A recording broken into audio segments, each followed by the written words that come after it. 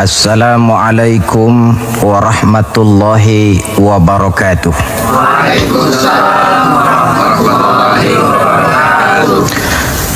A'udzu billahi minasy syaithanir rajim. Bismillahirrahmanirrahim. Wal 'asri innal insana lafi khusr illa alladzina amanu wa 'amilus shalihat wa tawasaw bil haqqi wa tawasaw bis sabr. Shadaqallahul azim. Saudara-saudara seiman dan sekeyakinan yang berbahagia, seperti yang sama kita maklum, ada satu kesamaan pandangan dari kita bangsa Indonesia tentang agama, yaitu bahwa agama merupakan hal yang mutlak penting dalam kehidupan ini. Baik dasar negara Pancasila maupun Undang-Undang Dasar 45 seperti yang tercantum dalam pasal 29 ayat 2 seharusnya menjadikan merupakan tempat yang subur bagi tumbuh dan berkembangnya kehidupan beragama di negara yang kita cintai ini. Namun dalam kenyataannya, tidak semua orang yang mengatakan agama itu penting lalu mau hidup mengikuti aturan agama. Lebih celaka lagi kalau agama hanya sekedar dijadikan lipstik, pemanis bibir, penghias hidup. Agama cuma sekedar seminar, muktamar, kongres atau tulisan besar-besar, tetapi yang tidak pernah terwujud di dalam kehidupan nyata sehari-hari. Oleh karena itu, dalam rangka ikut serta memantapkan kehidupan beragama di negara yang kita cintai ini, pada pertemuan kita kali ini saya akan mencoba menjelaskan bagaimana seharusnya sikap seorang muslim terhadap Islam. Ayat yang saya bacakan di awal tadi merupakan surah terpendek ketiga dalam Al-Quran sesudah surah Al-Kautsar dan surah Al-Ikhlas, di mana Allah Subhanahu wa Ta'ala menyatakan, demi masa sesungguhnya manusia pasti berada di dalam kerugian kecuali orang-orang yang beriman, beramal saleh, nasihat menasihati di dalam kebenaran, dan nasihat menasihati dengan cara yang sabar. Apabila kita dekati ayat ini, akan segera nampak di dalamnya 4 sikap seorang muslim terhadap Islam. Sikap yang pertama, seorang muslim adalah seorang yang mengimani Islam, amanu, sebagai way of life, sebagai pandangan dalam kehidupan ini. Masalahnya kemudian, bagaimana seorang muslim mengimani Islam sebagai agamanya? Pertama, seorang muslim harus yakin Islam sebagai agamanya adalah satu-satunya agama yang benar. Sikap ini kelihatannya fanatik, tetapi apalagi yang harus dikatakan selain dari bahwa fanatik dalam arti berpegang teguh kepada agama merupakan bagian daripada kehidupan beragama. Sebab hanya dengan fanatik dalam artian itu sajalah orang konsekuen terhadap agamanya sendiri. Dan saya kira merupakan satu sikap yang wajar bahwa setiap penganut suatu agama hanya menganggap dan berkeyakinan agamanya sajalah yang benar. Oleh karena itu, kita bukan tidak setuju dengan ungkapan semua agama benar, bukan tidak setuju dengan ungkapan semua agama baik. Bagi kita, kalimat itu belum merupakan kalimat yang sempurna. Semua agama benar bagi penganutnya masing-masing. Semua agama baik bagi penganutnya masing-masing. Kalau seorang muslim sudah berkeyakinan bahwa semua agama baik, maka bukan saja tidak diajarkan, tetapi malah bertentangan dengan tuntunan Al-Quranul Karim. Kita lihat misalnya dalam surah Ali Imran ayat 19. Allah menyatakan, Inna dina indallahil Islam. agama yang diridhoi Allah itu hanya agama Islam. Selanjutnya dalam Ali Imran 85 Allah menjelaskan, wa may yabtaghi ghairal islami dinan fala yuqbala minhu fahuwa fil akhirati minal khasirin. Orang yang mencari agama selain daripada Islam, maka agamanya tidak akan diterima dan di akhirat nanti dia akan termasuk ke dalam golongan orang-orang yang merugi.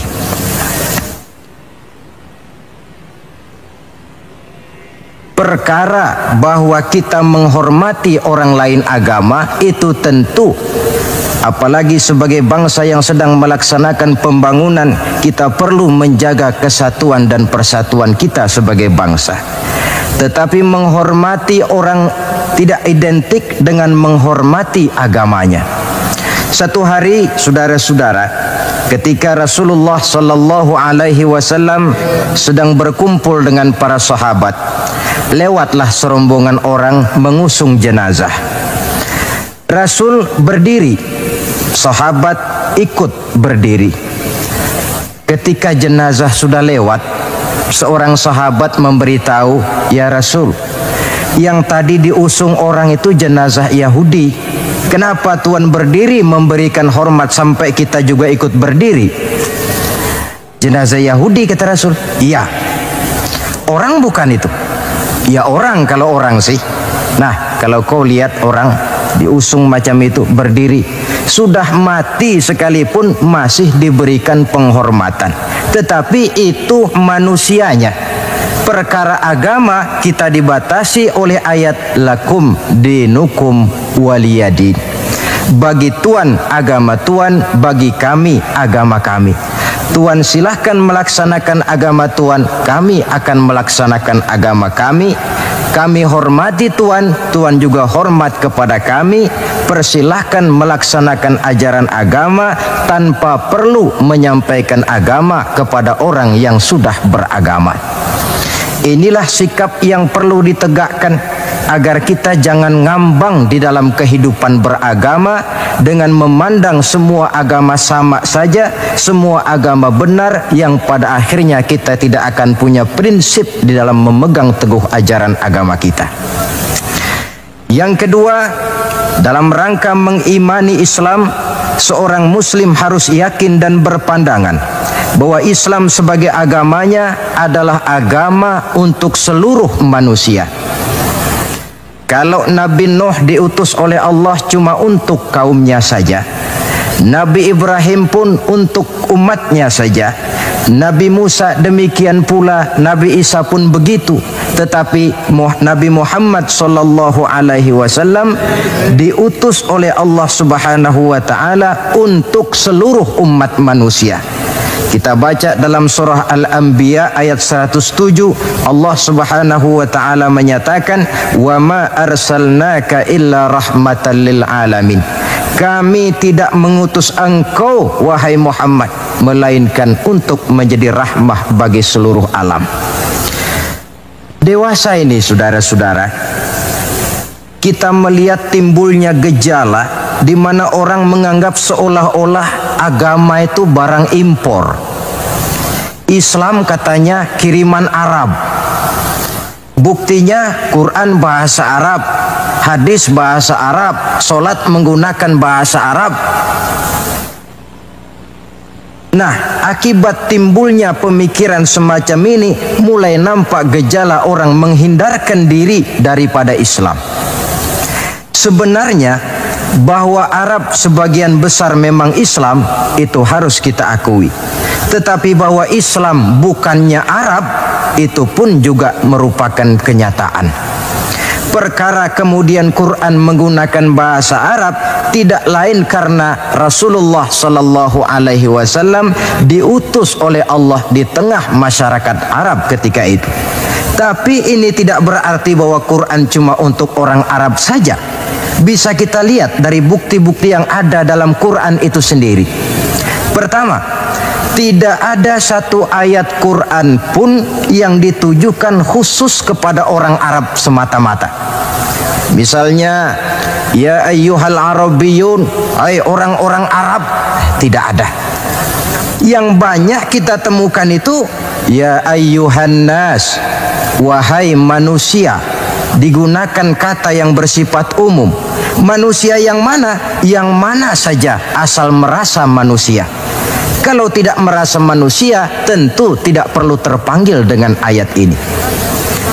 Lalu solat menggunakan bahasa Arab. Tentu Islam telah mengikat kita dengan akidah. Sama Allah yang kita sembah, sama arah yang kita tuju dalam menyembah, sama bacaan yang kita baca, sama bahasa yang kita gunakan. Dari persamaan-persamaan semacam itu timbul ilaqah ruhiyah, mekanisme psikis yang pada gilirannya mengikat nilai-nilai persaudaraan yang lebih erat lagi. Cobalah kalau misalnya sholat saja dibiarkan tiap orang menggunakan bahasanya sendiri-sendiri, itu di samping akan menimbulkan berbagai kesulitan, kontak batin tidak akan cepat terwujud. Taruhlah misalnya yang jadi imam menggunakan bahasa Indonesia. Dia takbir dalam bahasa Indonesia bukan dengan Allahu Akbar, barangkali dia akan baca Tuhan yang Maha Besar. Datang lagi yang jadi makmum dari Padang, lain lagi gaya bahasanya, bukan Allahu Akbar, dia akan baca Allah nan gadang. Datang pula kemudian saudara kita dari Jawa Barat, takbir lagi dia dengan bahasanya Gusti Allah anu ageng. Lalu paling akhir barangkali datang anak Betawi, jadi makmum dia takbir lagi pakai bahasa Betawi, Tuhan yang gede banget.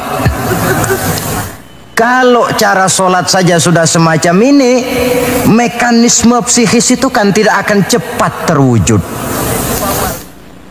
Jadi bahwa Arab memang Islam, tapi Islam bukannya Arab. Sama dengan logika bahwa monyet itu adalah binatang, tetapi binatang bukan monyet. Monyet cuma salah satu jenis dari sekian ratus jenis binatang yang ada di alam ini. Sebab itu mengikuti Islam tidak berarti mengikuti Arab, tetapi mengikuti kebenaran yang diturunkan oleh Allah Subhanahu wa ta'ala. Maka seorang muslim harus yakin Islam adalah agama untuk seluruh manusia. Yang ketiga, dalam rangkaian mengimani Islam, seorang muslim harus yakin dan berpandangan Islam sebagai agamanya adalah agama terakhir yang dibawa oleh Rasul terakhir. Tidak ada Rasul sesudah beliau dan tidak ada agama lagi sesudah Islam. Dalam surah Al-Ahzab ayat 40 kita temukan penjelasan dari Allah Subhanahu wa ta'ala, "Ma kana Muhammadun aba ahadim min rijalikum walakin Rasulullah wa khataman nabiyyin." Muhammad itu bukan bapak dari salah seorang kamu. Ia adalah utusan Allah dan penutup para nabi. Sebagai konsekuensi daripada ini ialah bahwa jikalau di zaman sekarang ini ada orang mengaku menjadi nabi, ada orang mengaku menjadi rasul, biar serbannya besar, biar jubahnya hebat, biar jenggotnya nyengser sampai ke bawah, biar bahasa Arabnya fasih, mengaku dia menjadi rasul, kita wajib untuk tidak percaya.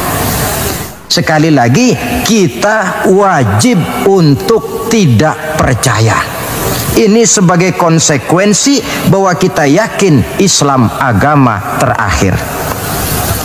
Yang keempat, dalam rangka mengimani Islam, seorang muslim harus yakin Islam sebagai agamanya adalah batas kemungkinan. Apakah seseorang bisa mendapat ampunan Allah atau tidak? Dengan kata lain, Islam adalah batas antara surga dan neraka. Ada orang yang tidak terlalu simpati kalau kita memvonis masalah agama dengan surga dan neraka. Tetapi sebenarnya memang itulah hakikat daripada kehidupan beragama. Itulah terminal akhir. Agama itu masalah halal dan haram, masalah benar dan salah, masalah hak dan batil, dan pada penghujungnya masalah sorga dan neraka. Dalam Islam artinya dalam tauhid. Dalam tauhid artinya dalam daerah kemungkinan memperoleh ampunan. Di luar Islam, di luar tauhid. Di luar tauhid, syirik. Sedangkan syirik merupakan dosa yang tidak berampun. Kita baca dalam surah An-Nisa ayat 48 yang diperkuat pada surah yang sama ayat 116. Allah menjelaskan, innallaha la yaghfiru ayyushraka bihi syai'a wa yaghfiru ma duna dzalika liman yasha. Allah tidak akan memberikan ampun kepada orang yang menyekutukannya dengan sesuatu, tapi Allah akan mengampunkan dosa yang selain itu bagi orang yang dikehendakinya. Jadi yang namanya dosa, sepanjang tidak syirik, sepanjang orang tidak menyekutukan Allah, bagaimanapun besarnya dosa, masih dalam batas-batas kemungkinan memperoleh ampunan Allah. Kalau sudah di luar tauhid, jatuh kepada syirik, sudah di luar jangkauan kemungkinan untuk mendapatkan ampunan dari Allah Subhanahu wa ta'ala. Saudara-saudara seiman dan sekeyakinan,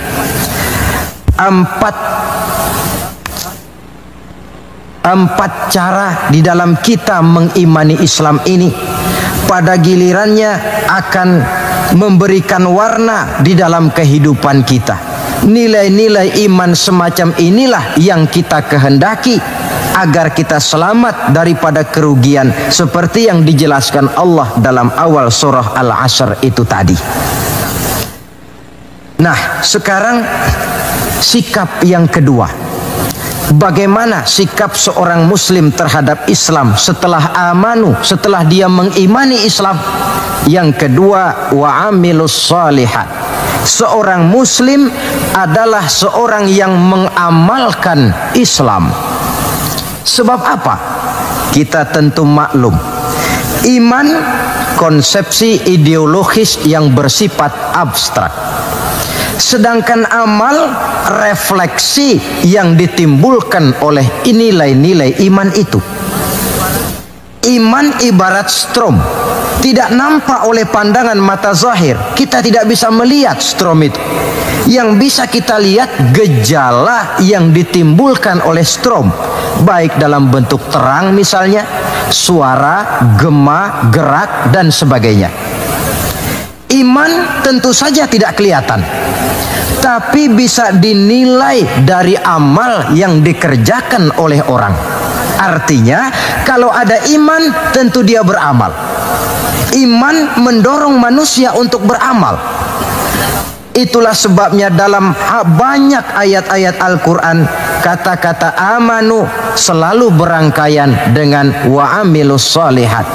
Amanu wa amilus shalihat, sebagai pertanda bahwa iman dan amal merupakan hal yang tidak terpisahkan satu sama lain. Nah, untuk bisa hidup mengamalkan Islam, tentu harus didahului dengan mengilmui Islam. Sebab bagaimanapun juga mengamalkan Islam tanpa didasari oleh mengilmui Islam, maka besar kemungkinan amaliyah kita akan sia-sia adanya. Yang akan rugi tentu kita sendiri. Oleh sebab itu, setelah mengimani Islam, kita berkewajiban mengamalkan Islam dengan didahului oleh pengetahuan tentang Islam. Jangan sampai seperti yang nampak banyak sekarang ini, di mana orang memandang Islam itu seperti orang buta mengenal gajah. Ini yang barangkali dalam istilah para sosiolog disebut dengan frame of reference, kacamata pandangan yang salah. Ada 3 orang buta dilepas ke kebun binatang, disuruh kenal gajah. Saya yakin laporannya pasti lain-lain. Orang buta pertama datang, lapor Pak, yang namanya gajah kecil, panjang seperti ular. Kenapa dia laporan macam ini? Sebab kebetulan yang dia pegang ekornya. Datang orang buta kedua, ngotot. Salah Pak, itu tidak betul. Yang paling betul saya Pak. Kalau gajah itu Pak, kecil, besar, tipis, lebar, seperti kipas. Sebab apa? Karena kebetulan yang dia pegang telinganya. Lalu orang buta ketiga datang, lebih ngotot lagi dari yang kedua ini. Pak, dua-duanya Pak salah, tolol bin goblok. Yang paling betul itu saya Pak. Yang namanya gajah itu Pak, besar tinggi macam pohon kelapa. Sebab apa? Kebetulan yang dia pegang kakinya.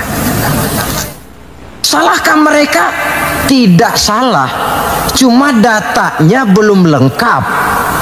Baru kenal ekor gajah sudah berani mengambil kesimpulan itulah gajah. Yang satu baru kenal telinga gajah sudah menarik konklusi itulah gajah. Dan yang lain baru tahu dan baru kenal kaki gajah sudah mengemukakan pendapat itulah dia gajah. Buat orang yang sudah kenal betul gajah, tentu dia ditertawakan. Bagi orang yang belum kenal gajah, dia menyesatkan.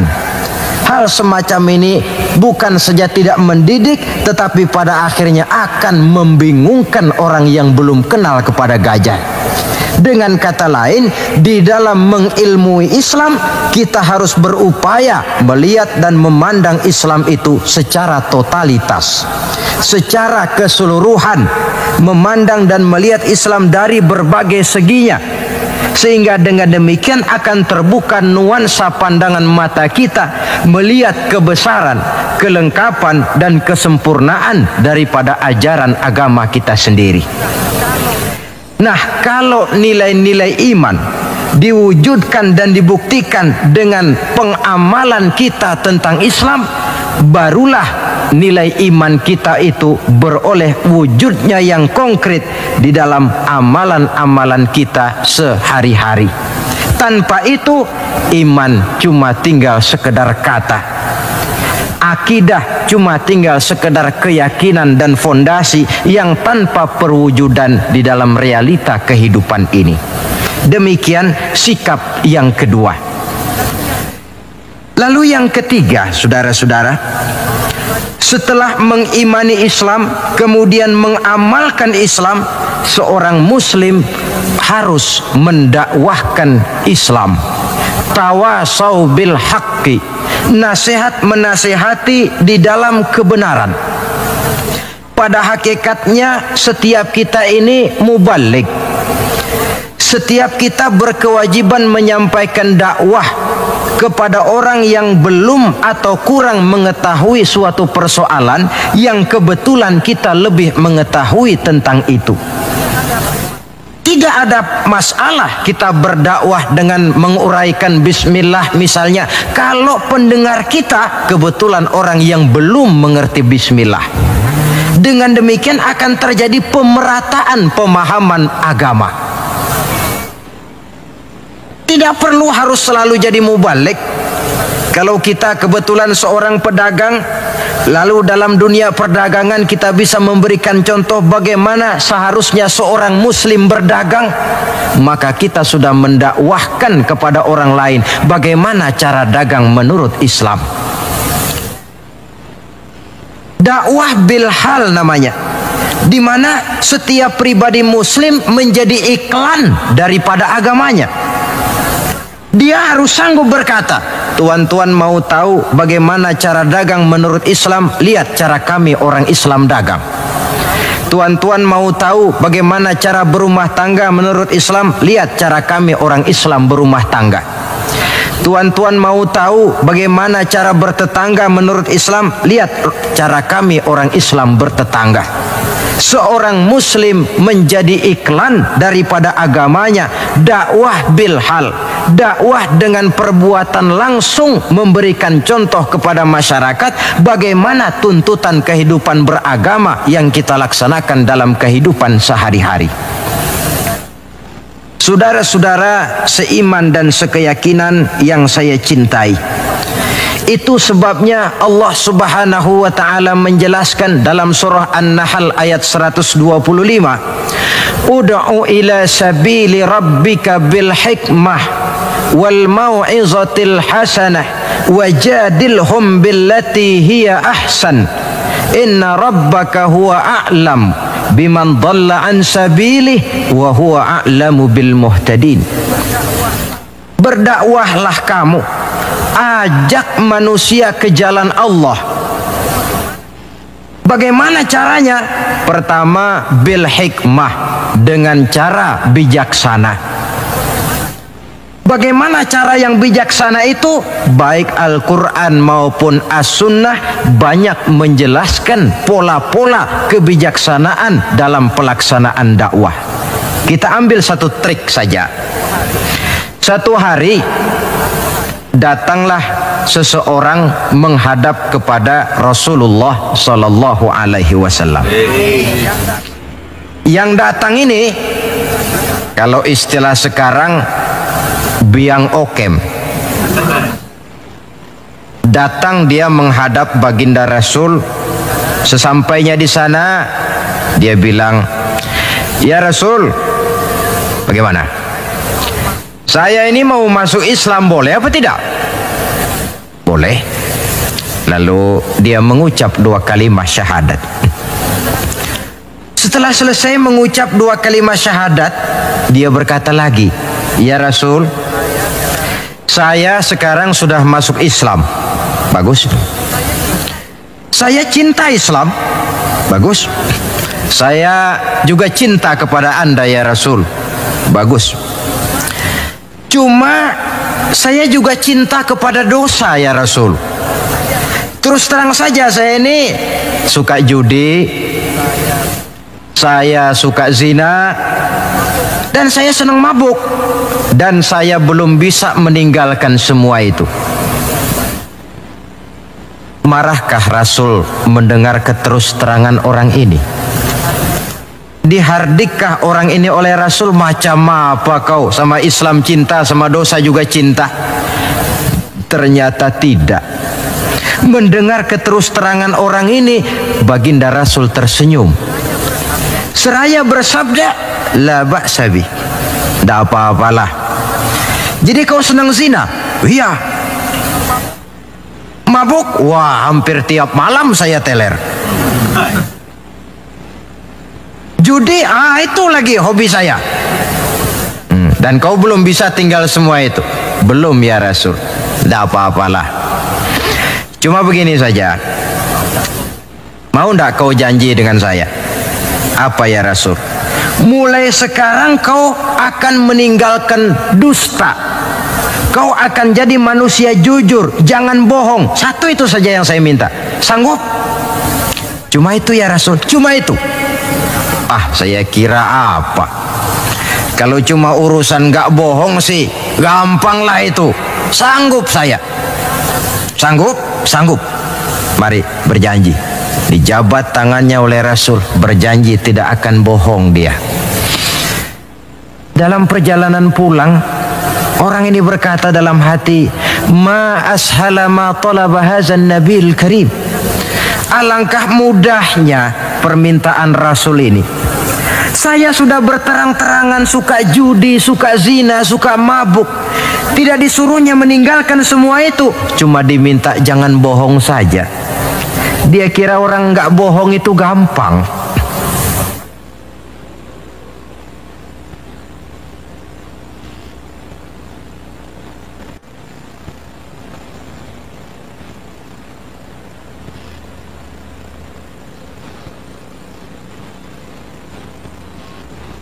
Padahal saudara, Nabi Ibrahim itu satu hari pernah nangis. Allah tegur Ibrahim, "Kenapa nangis kamu ini?" Kata Nabi Ibrahim, "Ya Allah, bagaimana saya tidak nangis? Saya ingat-ingat Nabi Adam itu dosanya cuma satu, tidak boleh makan buah khuldi, dia makan. Kau begitu murka, kau usir dia dari surgamu. Saya ini ya Allah, seumur hidup saya pernah 3 kali bohong. Bagaimana saya mengharap surgamu? Itu yang bikin saya nangis. 3 kali seumur hidup, 3 kali bohong. Nabi Ibrahim nangis. Kita ini 1 hari 17 kali bohong, nyengir aja, gak ada nangisnya.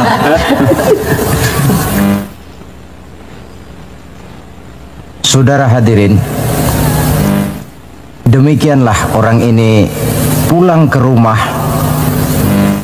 dengan satu anggapan dalam hatinya bahwa apa yang diminta oleh Rasul adalah sesuatu yang mudah.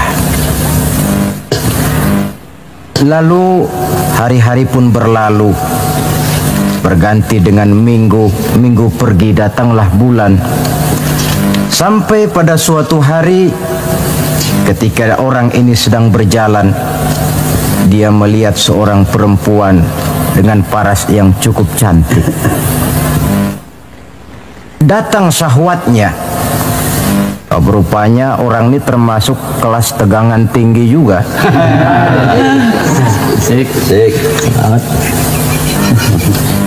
Dibawanya perempuan itu ke dalam rumah. Hampir terjadi perbuatan zina. Nyaris dia ingat janjinya. Iya, saya ini kan sudah janji dengan Rasul tidak mau bohong. Nanti kalau saya bertemu Rasul lalu saya ditanya, kamu zina apa enggak sekarang? Saya harus jawab bagaimana? Kalau saya bilang iya, tentu hukum berlaku. Kalau saya bilang tidak, artinya saya bohong. Padahal saya sudah berjanji tidak mau bohong. Peranglah antara bisikan iman dan bisikan nafsunya. Ternyata kemudian bisikan iman ini menang. Tidak jadi dia lakukan perbuatan zina itu. Lain waktu dia melihat sesuatu yang indah menawan, terdetik dalam hatinya mau mencuri. Sudah dia ulurkan tangan hendak mencuri itu, ingat lagi, saya sudah janji dengan Rasul tidak mau bohong. Kalau satu hari saya bertemu beliau ditanya saya, kau mencuri apa tidak? Bagaimana saya harus menjawab? Saya katakan iya, tentu hukum berlaku. Kalau saya bilang tidak, artinya saya bohong. Perang lagi iman dan nafsunya. Akhirnya iman menang, tidak jadi dia mencuri. Begitulah orang ini tiap kali mau melakukan kejahatan, ingat janjinya kepada Rasul bahwa dia tidak mau bohong. Sampai akhirnya dia tidak pernah jadi melakukan berbagai macam kejahatan. Paling akhir dia datang menghadap Rasul, ya Rasul sodakta, ya Rasul Anda benar. Kenapa? Yang Anda minta cuma satu, jangan bohong. Tapi rupanya itu pokoknya ya Rasul. Saya ternyata tidak berkutik. Sampai paling akhir dia menjadi salah seorang sahabat yang terbaik dari baginda Nabi. Sebab apa? Hanya diminta meninggalkan bohong oleh Rasul. Ini pola dakwah yang dilaksanakan oleh Rasul dengan cara bijaksana. Processingnya melalui tahapan yang sesuai dengan kemampuan orang. Contoh lain, satu hari datanglah seorang sahabat melapor, halaktu ya Rasulullah, wahai Rasul celaka saya ini. Ma'ahlakaka, apa yang bikin kamu celaka? Dia bilang, waqa'tu ala imra'ati fi Ramadan. Saya lagi puasa Ramadan, saya nggak tahan sama istri saya itu. Lalu nyelonong ya Rasulullah. Rupanya pengantin baru ini. Kata Rasul, nyelonong bagaimana? Ya nyelonong-nyelonong. Ah, kalau memang begitu, bayar dendanya. Apa dendanya ya Rasul? Bebaskan budak. Waduh, saya tidak punya budak ya Rasulullah. Tidak punya? Tidak punya. Puasa 2 bulan berturut-turut. Ya Rasul, tidak kuat saya. Tidak kuat? Tidak kuat. Jangankan yang 2 bulan, yang sebulan aja nyelonong. Bagaimana yang 2 bulan? Saya tidak sanggup ya Rasul. Kalau memang tidak sanggup juga, beri makan 60 fakir miskin, 1 orang 1 mud. Ya Rasul, jangankan memberi makan 60 fakir miskin. Istri saya ini di rumah 1 hari masak, 3 hari libur. Saya ini orang susah. Lagi pula saya pikir orang ini kebangetan juga. Sudah melarat sama larangan kok berani. Rasul tersenyum kemudian masuk ke dalam kamar. Keluar lagi beliau membawa sekeranjang kecil kurma. Kalau kau memang tidak punya apa-apa, bawa pulanglah ini, sedekahkan kepada orang-orang miskin di kampungmu sebagai pembayar dendamu. Ya Rasulullah, apa lagi? Di kampung saya itu yang paling miskin saya. Bukan main. Akhirnya Rasul cuma senyum, beliau bilang, ya sudah, bawa pulanglah nih, beri makan anak istrimu di rumah. Sudah melanggar larangan, dapat korma pula. Pola kebijaksanaan semacam ini menunjukkan elastisitasnya watak Islamil. Tidak kalau sudah begitu ya mesti begitu. Kita saja kan besar ini lewat tahapan. Begitu lahir kita cuma minum air susu ibu. Meningkat besar sedikit baru kita makan pisang. Lalu sudah besar lagi, agak besar lagi, baru bubur. Sudah besar betul, baru makan nasi. Lebih besar lagi, barangkali termasuk jengkol dan sebagainya. Bayangkan kalau orang begitu lahir sudah dikasih jengkol, itu tidak bijaksana kan, akan rawan akibatnya. Pendeknya, dengan dakwah cara bijaksana ini, jangan memancing ikan pakai anggur. Bagaimanapun enaknya anggur itu, bukan makanan untuk ikan. Inilah makna tuntunan Nabi, khatibin nasa ala qadri uqulihim. Berbicaralah kepada manusia sesuai dengan daya terima mereka, sesuai dengan kemampuan yang mereka sanggup melaksanakannya. Begitulah pola dakwah pertama, bil hikmah. Yang kedua, wal mau'izatil hasanah, dengan contoh nasihat-nasihat yang baik. Dan yang ketiga, wajadilhum billati hiya ahsan. Kalau memang perlu berdebat, perlu berbantah, debatlah dengan cara yang terbaik.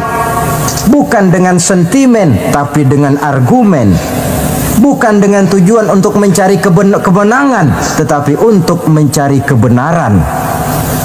Sehingga dengan demikian, saudara-saudara, seorang muslim harus tegak mendakwahkan Islam sesuai dengan bidang dan kemampuannya masing-masing. Ini sikap yang ketiga. Lalu sampai kepada sikap yang keempat, bagaimana seorang muslim sikapnya terhadap Islam. Yaitu yang keempat, watawasau bis sabr. Bersabar dalam Islam. Setelah kita mengimani Islam, mengamalkan Islam, kemudian mendakwahkan Islam, pada yang keempat, bersabar dalam Islam.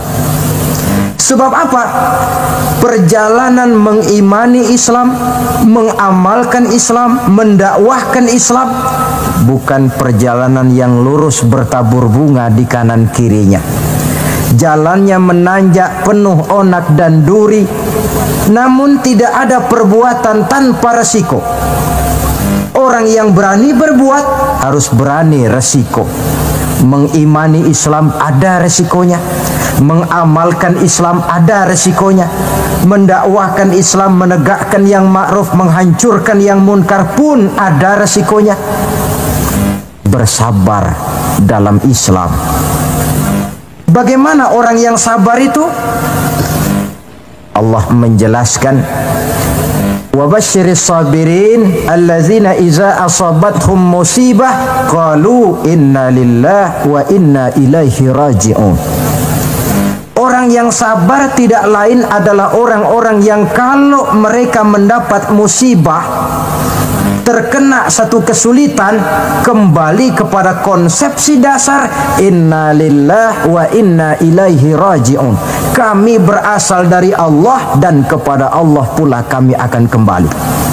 Bukan ucapan itu yang penting, tapi penghayatannya.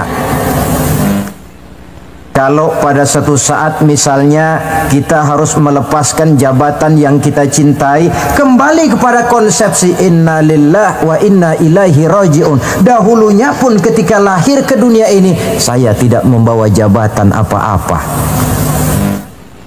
Kalau satu saat kita kehilangan harta benda yang sangat kita sayangi, kembali kepada konsepsi dasar. Dahulunya pun waktu terlahir ke alam ini saya tidak membawa apa-apa. Inna lillahi wa inna ilaihi raji'un. Di belakang itu lalu baik sangka bahwa musibah, kepahitan dan penderitaan hidup bagaimanapun pedihnya, di belakang itu tentu mengandung hikmah. Cuma barangkali mata kita saja yang agaknya kurang terbuka untuk menelusuri hikmah di belakang itu. Lalu timbul semacam protes. Kenapa kesulitan yang datang menimpa saya? Padahal saya mengimani Islam, mengamalkan Islam, mendakwahkan Islam. Kenapa mesti kesulitan yang saya hadapi? Timbul protes dalam hati. Padahal hikmah di belakang itu tentu ada. Dan setiap muslim menghadapi bagaimanapun besarnya kesulitan, dia harus tetap husnuzon, baik sangka kepada Allah. Dengan satu keyakinan, di belakang setiap kesulitan mesti ada hikmahnya. Dahulu ada seorang petani, dia selesai bekerja di ladang, istirahatlah dia, tidur di bawah pohon beringin. Di sebelah pohon beringin ini ada pohon labu. Sambil tidur-tiduran dia berpikir, kalau saya lihat-lihat Tuhan ini tidak adil, katanya. Masa pohon beringin pohonnya besar, buahnya kecil. Lalu pohon labu pohonnya kecil, pohonnya kecil, kok buahnya besar. Ah, Tuhan bukan arsitek ulung ini. Tidak adil ini. Mestinya supaya enak dilihat itu, beringin yang pohonnya besar, buahnya besar sebesar buah labu. Lalu pohon labu yang pohonnya kecil, buahnya kecil-kecil sajalah sebesar buah beringin. Baru adil rasanya itu. Nah, apa yang terjadi? Rupanya Allah tidak membuktikan kebesarannya. Baru saja selesai dia berpikir Tuhan tidak adil, jatuh sebutir buah beringin tepat menimpa hidungnya.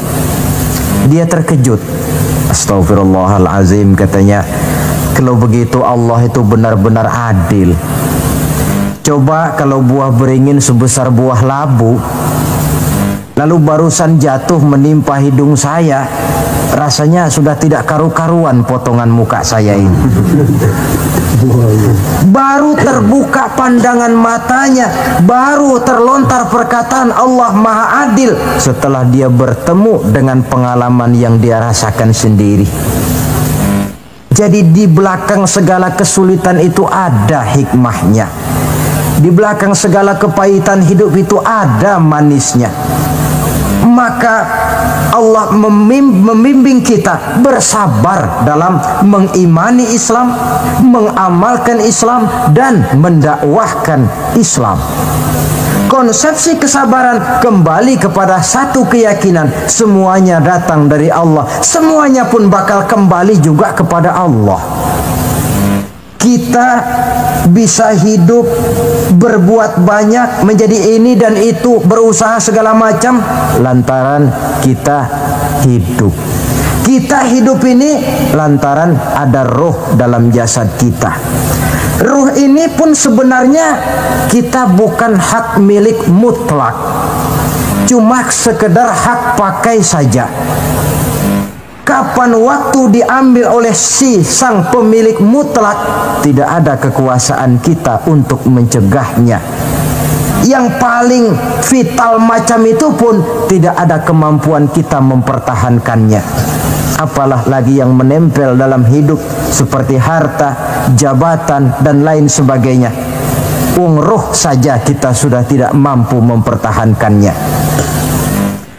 Saudara hadirin yang berbahagia, maka keuntunganlah yang akan diperoleh bagi mereka yang sabar, tabah, ulet, dan tahan uji menghadapi segala macam ujian dan cobaan di dalam dia mengimani, mengamalkan, dan mendakwahkan Islam. Barangkali orang bertanya, kenapa sih kok orang-orang yang beriman saja yang kelihatannya banyak sekali diuji? Nah, itulah yang masalahnya memang. Justru yang beriman yang diuji. Lagi pula kalau tidak ada imannya, yang mau diuji apanya dong? Tidak ada. Dalam logika sehari-hari jelas saja yang ulangan itu anak sekolah.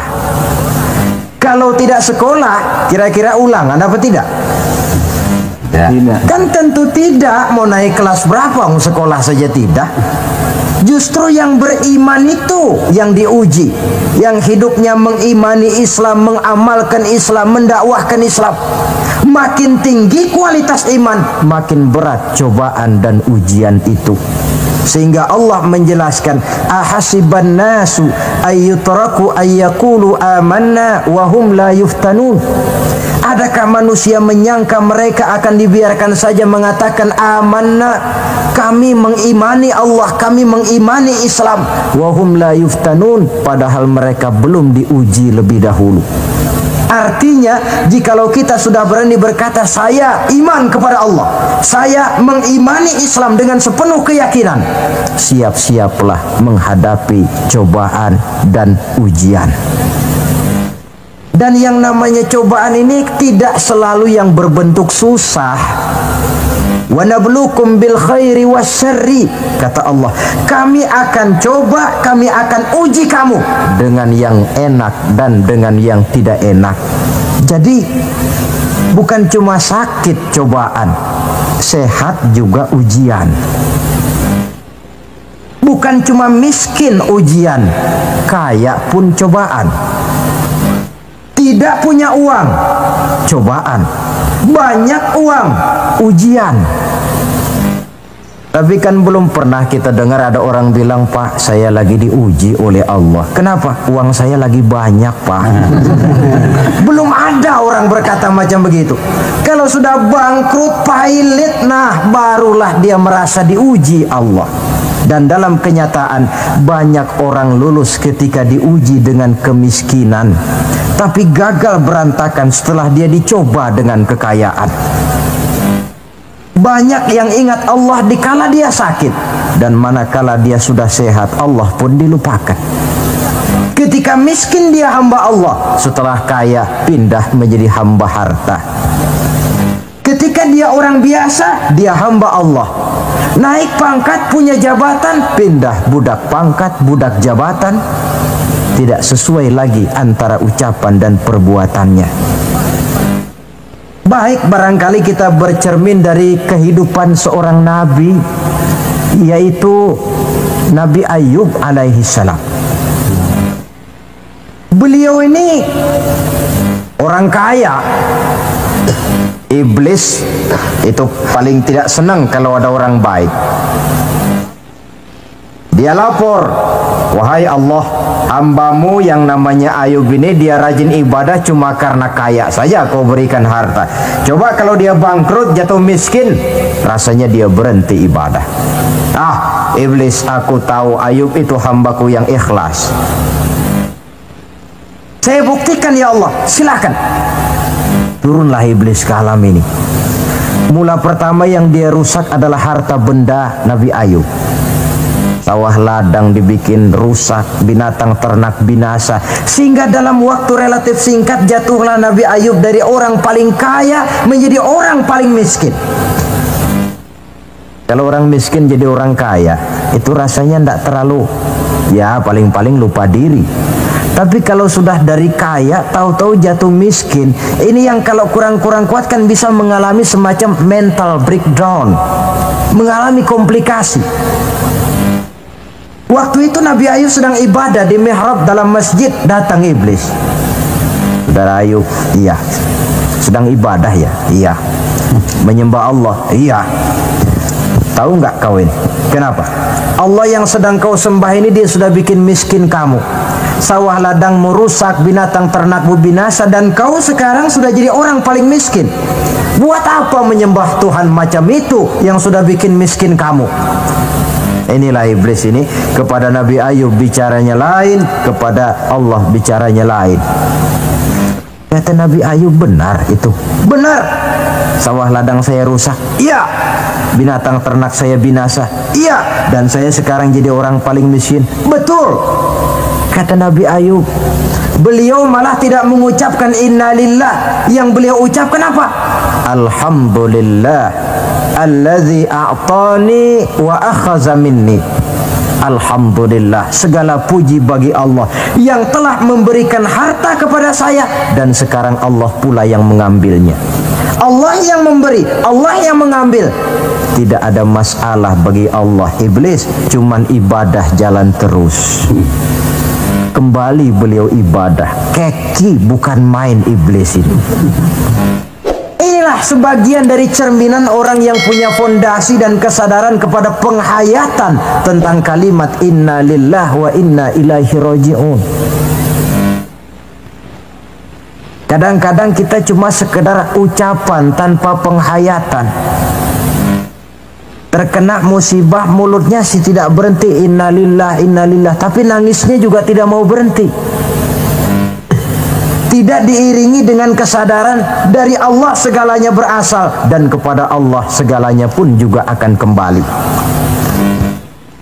Nah, kalau sadarlah kita bahwa tidak ada satu perbuatan tanpa resiko, dan resiko dalam mengimani, mengamalkan dan mendakwahkan Islam merupakan sesuatu yang indah.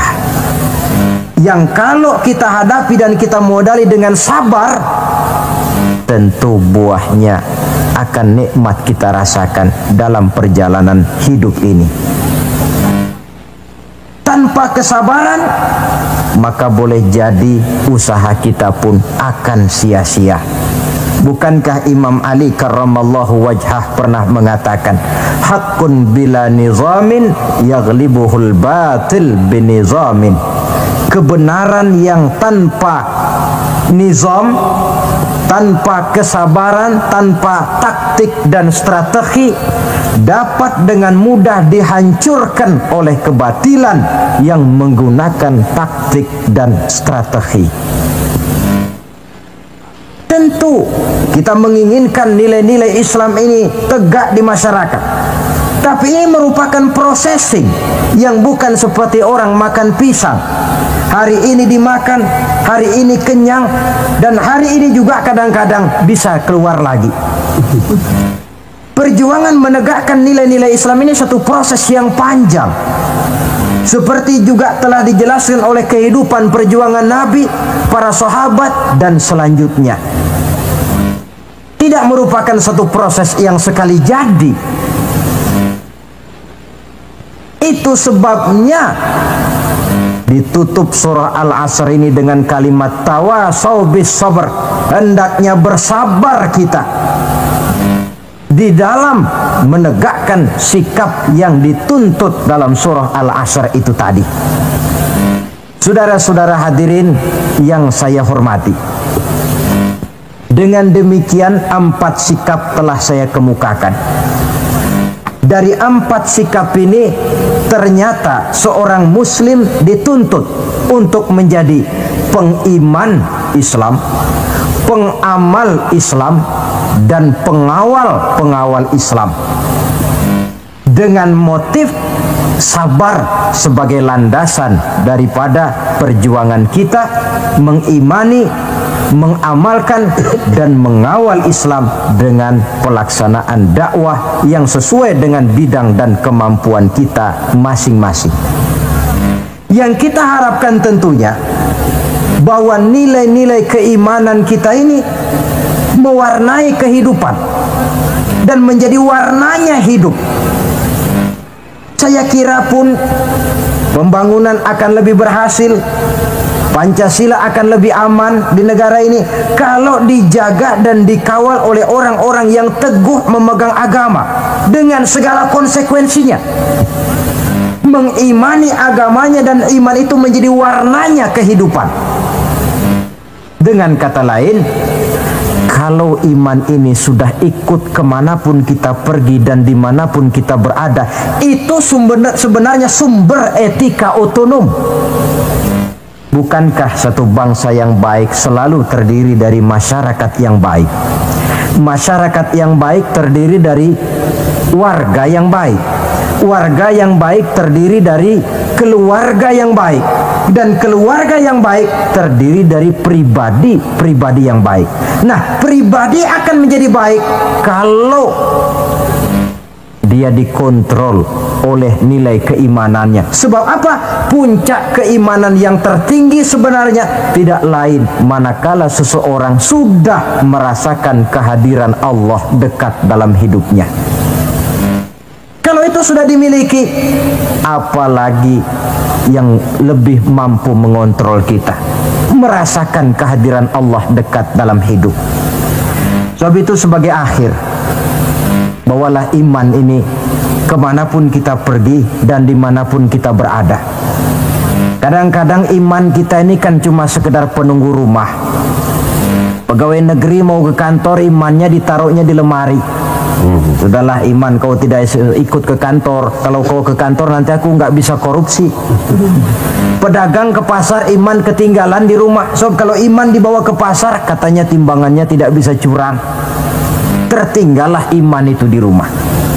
Iman yang tertanam dalam hati menimbulkan etika otonom, dan etika otonom membuat manusia selalu merasakan kehadiran Allah dekat dalam hidupnya.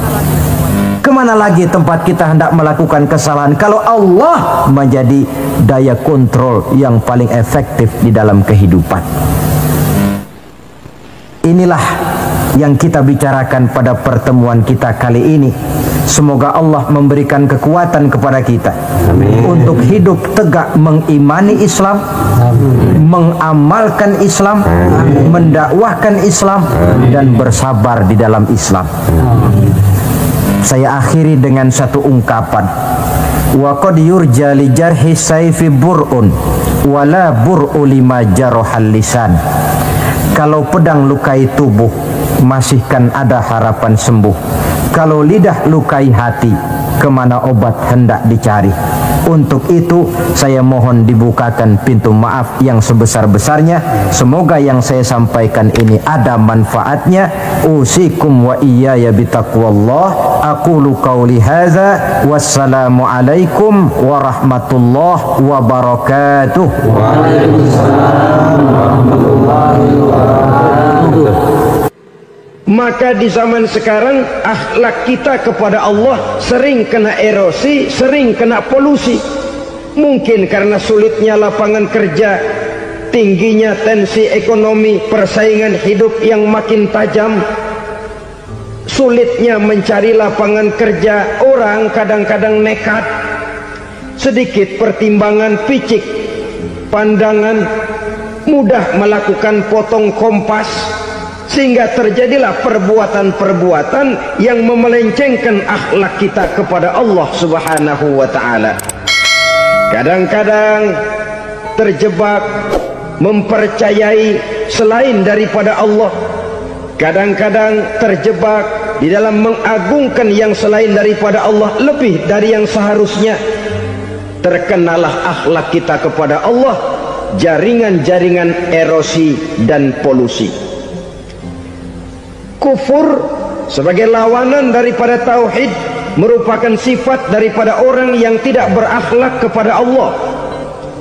Bentuknya pertama bisa syirik. Syirik itu artinya meyakini ada Tuhan lain selain daripada Allah. Itu yang namanya syirik. Jadi percaya Tuhan ada, cuman Tuhannya kelebihan. Itu yang disebut syirik, dan itu merupakan cerminan dari akhlak yang rusak kepada Allah Subhanahu wa ta'ala. Berkeyakinan Tuhan lebih dari satu, berkeyakinan bahwa Tuhan itu beranak atau diperanakkan, atau mengagungkan sesuatu sama dengan Allah, atau menjadikan yang selain Allah sebagai tujuan akhir daripada perjalanan kehidupan ini, maka itu sudah terjebak kita dalam musyrik. Dan syirik satu dosa yang tidak berampun. Bahasa kasarnya, yang namanya syirik itu jenis bapak moyangnya dosa.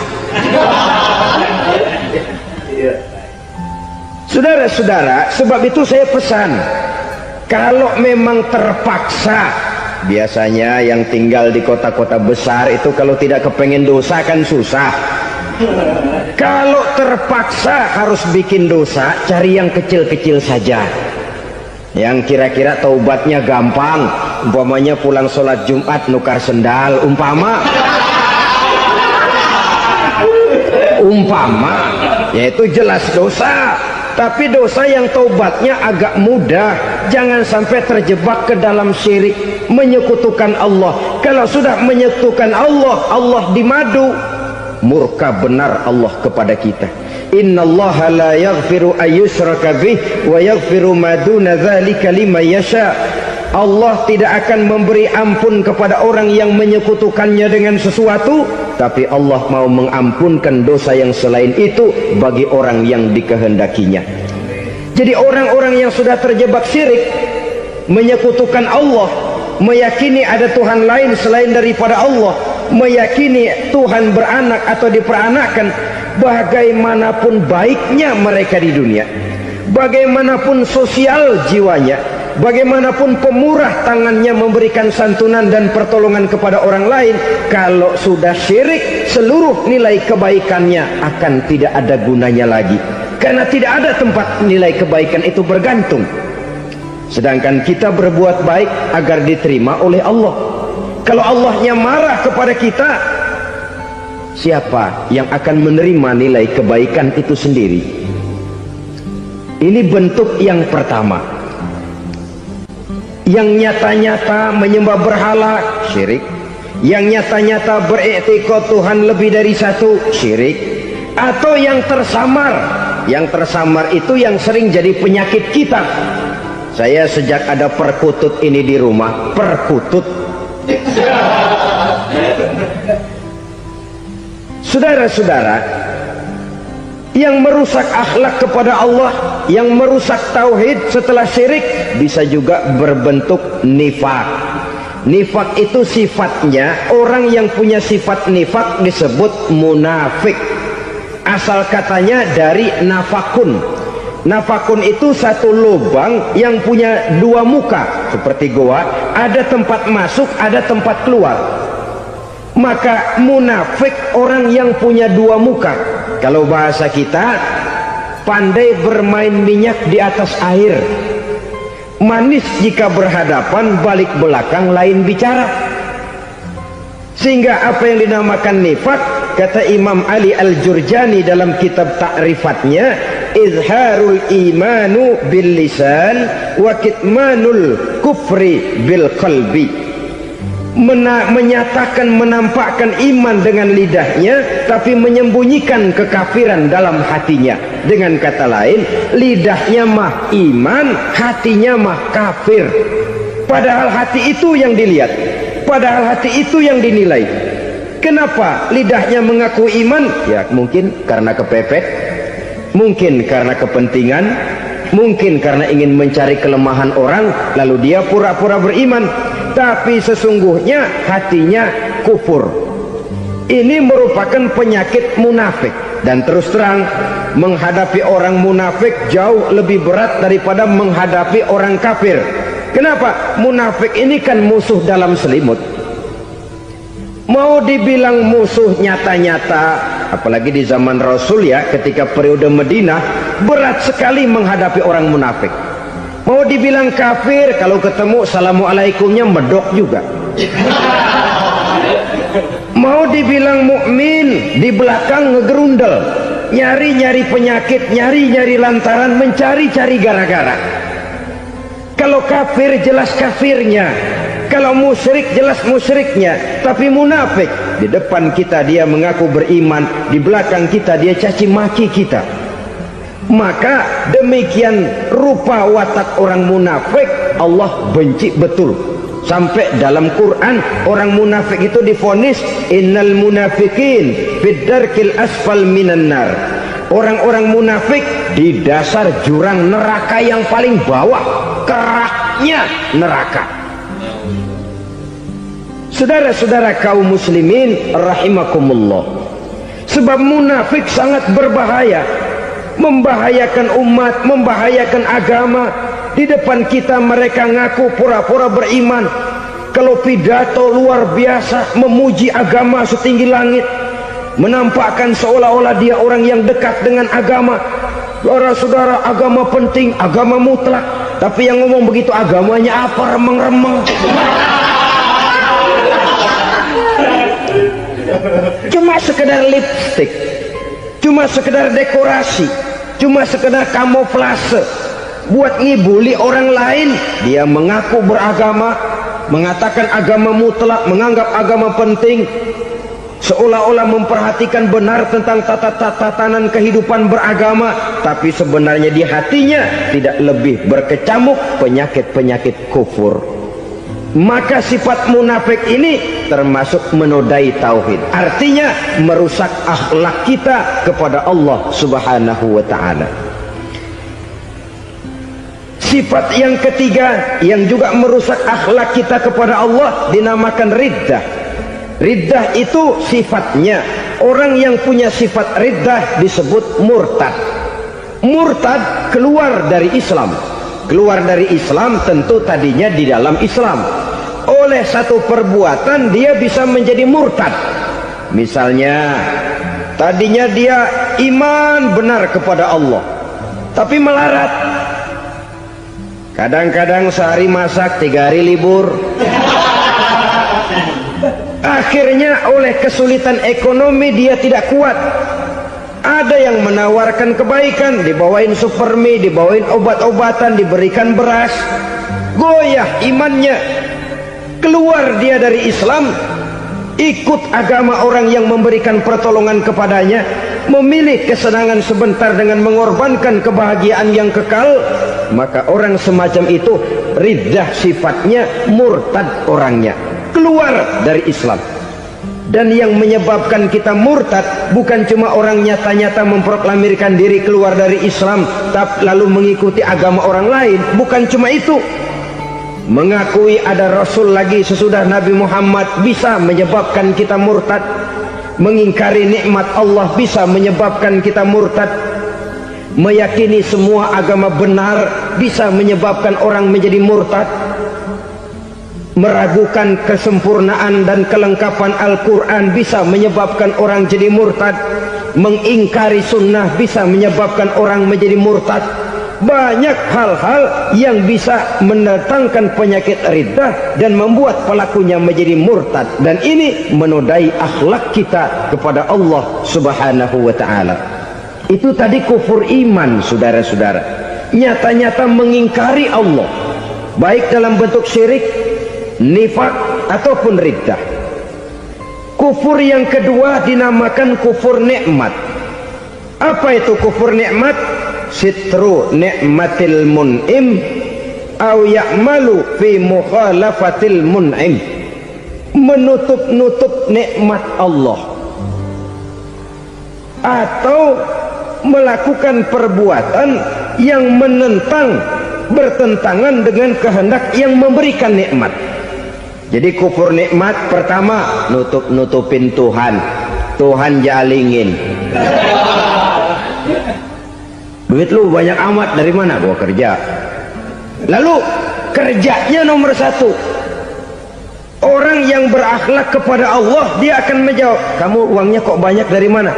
Rizki dari Allah. Caranya, saya kerja. Kerja itu cara, rizki itu dari Allah datangnya. Bukankah di zaman sekarang kita sering terpeleset? Ini merupakan cerminan dari rapuhnya akhlak kita kepada Allah Subhanahu wa ta'ala. Karena usaha saya memang, karena saya peras keringat banting tulang, tentu. Tapi sadarkah kita bahwa sepanjang yang bisa kita lakukan cuma berusaha, peras keringat banting tulang?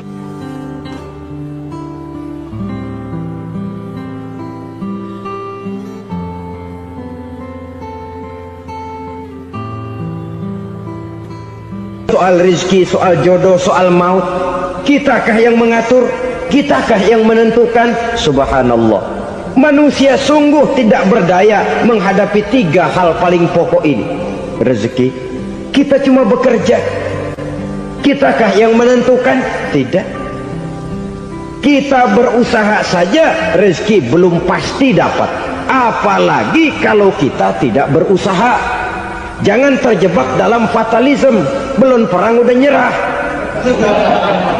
Emang dasar rezeki datangnya dari Tuhan, gak usah kerja, dan ntar juga kalau dia datang. Dari mana datangnya? Kerja saja belum tentu dapat rezeki, apalagi kalau tidak kerja. Yang jelas usaha perlu kepastian, itu urusan Allah. Ini akhlak kepada Allah Subhanahu wa ta'ala. Jodoh juga begitu. Kita berusaha, kita berupaya, Allah menghendaki lain jadinya. Maut juga begitu. Siapa sih yang pengen ngadepi maut? Siapa sih yang pengen mati? Siapa sih yang pengen ketemu malaikat Israel? Tidak seorang pun kalau ditanya, kecuali mereka yang putus asa ya.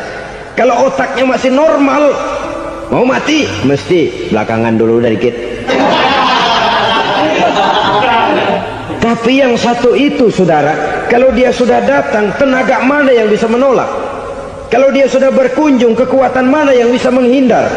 Kalau dia sudah ingin bertemu, kemana kita bisa melarikan diri? Manusia sepanjang yang dia lakukan hanya berusaha, tapi kepastian, ketentuan dari Allah Subhanahu wa ta'ala. Orang yang kufur nikmat, nutupin Allah. Dia merasa rezekinya adalah mutlak peras keringatnya, seolah-olah Allah nggak punya peranan apa-apa di situ. Oh, ini kan saya bisa rumah begini karena saya kerja keras. Oh, ini mobil saya begini saya kerja keras. Peras keringat banting tulang keras.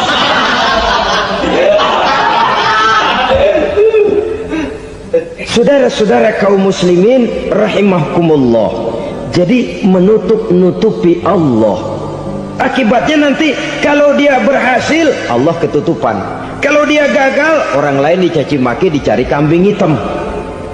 Yang kambing hitam kan mahal, karena orang sering cari-cari kambing hitam.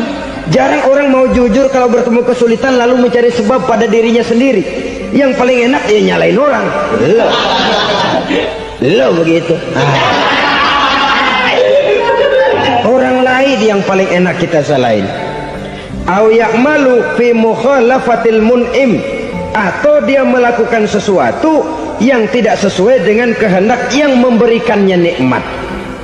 Diberikan kita tangan, mulut sih nggak berhenti, terima kasih Tuhan, alhamdulillah saya dikasih tangan. Cuma nih tangan enteng mat nabokin orang mulu. Itu sudah mukhalafatul mun'im, bertentangan dengan kehendak yang memberikan nikmat. Diberikan harta, mulutnya mah basah, terima kasih Tuhan, alhamdulillah dikasih harta, tapi pelitnya minta ampun, kikir koret medit. Ini juga termasuk kufur nikmat, mempergunakan suatu nikmat bertentangan dengan kehendak daripada yang memberikan nikmat itu sendiri.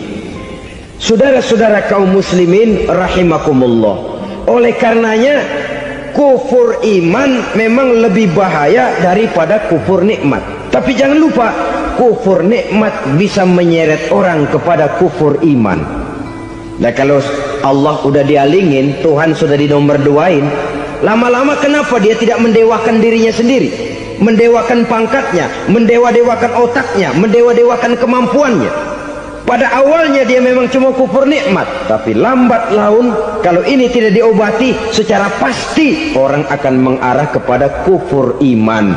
Bisa berbentuk syirik, bisa berbentuk nifak, bisa berbentuk riddah. Saudara-saudara, oleh karena itu menjaga akhlak kepada Allah mutlak penting. Sebab apa? Kita tidak berakhlak kepada manusia saja, kita dikucilkan dari pergaulan. Kalau kita tidak berakhlak kepada Allah, dikucilkan oleh Allah. Hadis qudsi menyatakan, man lam yashkur ala na'mai wa lam yasbir ala balai falyakhruj min tahtis samai falyatlub rabban siwaya. Kata Allah, siapa orang yang tidak mau bersyukur terhadap nikmat yang aku berikan kepadanya dan tidak mau sabar terhadap ujian yang aku berikan kepadanya, falyakhruj min tahtis samai, persilahkan saja keluar dari kolong langitku, waliyatlub rabban siwaya, tolong cari Tuhan lain selain daripada aku. Murka Allah, diusir, cuman gak kedengeran aja. Siapa yang tidak mau syukur terhadap nikmatku, siapa yang tidak mau sabar terhadap ujian yang aku berikan kepadanya, persilahkan keluar dari kolong langitku ini, cari Tuhan lain selain aku. Nah, langit Tuhan yang punya, Tuhan kita lawan, diusir dari kolong langit, mau pindah ke kolong mana?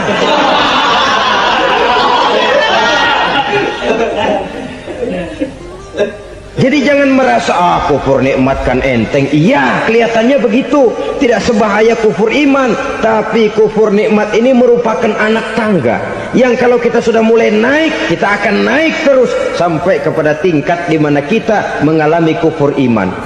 Kalau sudah ke sana, maka akhlak kita kepada Allah terkenalah erosi, terkena polusi, hancur akhlak kepada Allah, dan itulah sumber kesengsaraan abadi. Kalau cuma kita tidak berakhlak kepada manusia, barangkali resikonya cuma kehidupan di dunia ini. Mungkin juga ada kehidupan akhirat. Tapi kalau sudah tidak berakhlak kepada Allah, dunia akhirat kita rugi dan celaka. Maka pada kesempatan ini saya mengajak, marilah jaga baik-baik akhlak kita kepada Allah. Satu kali kita bertauhid, sampai mati kita bertauhid. Satu kali la ilaha illallah, jangan tergelincir lagi kita keluar daripada kalimat itu. Satu kali kita bertuhankan Allah, jangan bertuhan yang lain selain daripada Allah. Jangan sekutukan Allah, jangan samakan Allah dengan sesuatu, jangan mengangkat yang lain sama agungnya dengan Allah. Sebab dengan demikian kita seolah-olah sudah mengotori akhlak kita kepada Allah Subhanahu wa ta'ala. Saudara hadirin yang saya hormati, jadi oleh karenanya akhlak kita kepada Allah merupakan basis daripada kehidupan beragama. Kalau itu sudah mulai rapuh, mulai terkena erosi dan polusi, mulai rusak, dikhawatirkan nanti nilai ibadah kita kepada Allah juga akan turut ambruk karenanya. Saudara-saudara kaum muslimin rahimakumullah, tugas yang kedua, memperbaiki akhlak manusia kepada sesama manusia. Kita tahu Islam sesuai dengan namanya adalah agama damai. Maka akhlak manusia kepada sesama manusia menempati porsi yang penting dalam kehidupan beragama.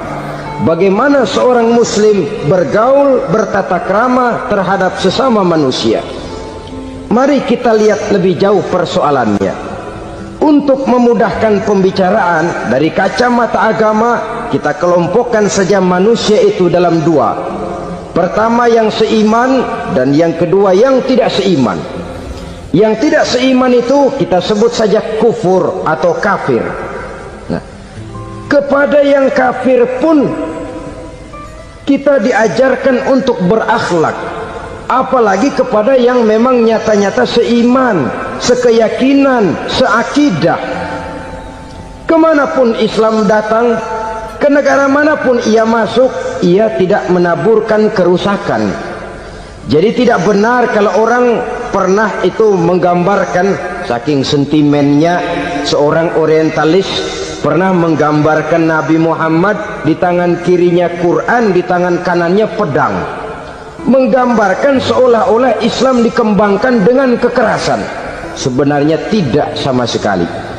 Kalaupun dalam sejarah perkembangan Islam pernah terjadi perang, maka perang dalam Islam sesungguhnya apabila kita amati sejarahnya bukan untuk memaksakan agama, karena memang agama tidak bisa dipaksakan, tetapi justru untuk mempertahankan agama dari segala macam hambatan, rintangan, hinaan dan fitnahan. Tapi kemanapun yang jelas Islam masuk, dia tidak pernah membuat kekacauan, kerusuhan ataupun penghancuran. Candi Prambanan bahkan dipugar, gereja-gereja tidak ada yang dihancurkan oleh umat Islam. Kenapa? Islam agama damai. Soal agama, soal lakum dinukum waliyadin, la ikraha fid din, qad tabayyana ar-rusdu minal ghayy. Tidak ada paksaan dalam beragama, sebab nyata yang benar dengan yang tidak benar. Belum pernah ada orang kafir masuk ke perkampungan orang Islam lalu dikejar-kejar, diteriakin kafir, kafir, sunatin.